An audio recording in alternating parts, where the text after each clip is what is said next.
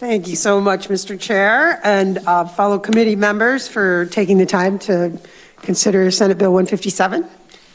This is about pet cemeteries, and the issue was first brought to us by a number of constituents, and some are testifying today. So I'm not going to go into the details of the specific circumstances that we're involved with. We're going to let them tell the story about that.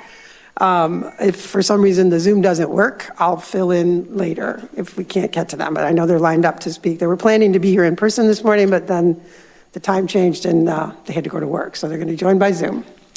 But I want to tell you, that a little bit about the regulation, and the fact is that we don't have any right now for pet cemeteries at all, and as a result of that, consumers, our people, have been taken advantage of, can be taken advantage of, and have been taken advantage of by unscrupulous business owners.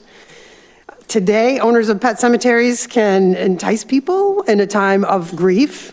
These are people who care a lot about their pets. They entice them to purchasing a cemetery plot for their pet with the promises of care and a place to go for their lost pet. They often think of them as a family member in perpetuity.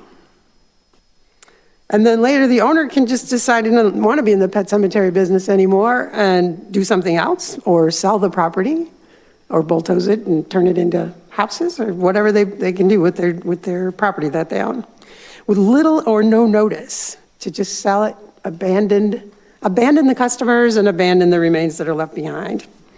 So if you picture this yourself, I bet some people in here have already been pet owners and have felt that kind of attachment to that. If your pets were suddenly bulldozed, paved over, instead of getting the care in perpetuity as you planned, your opportunity to visit them one more time before the bulldozers start work, maybe.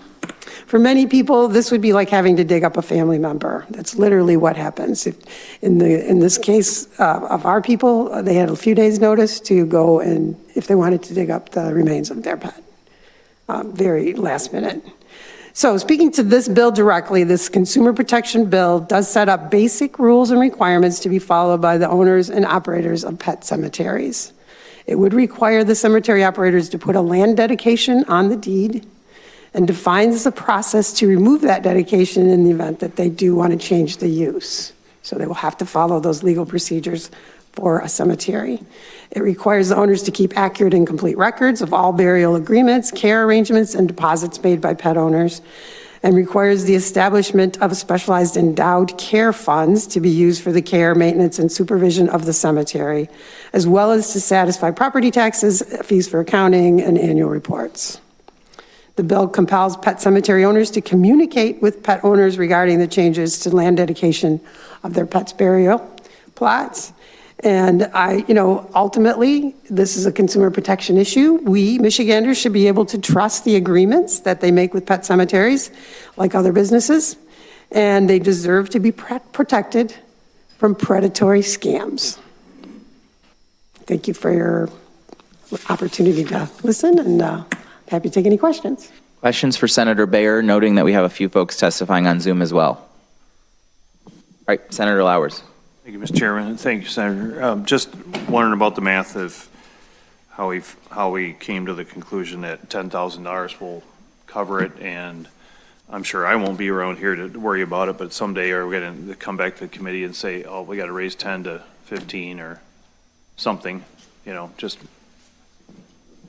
Was there anything behind this, or is it just a number? Well, no, what we try to do is look at other states, look for other places where they do regulate pet cemeteries, try to be more consistent, yeah. Anything else from committee members? All right, thank you, Senator Bayer.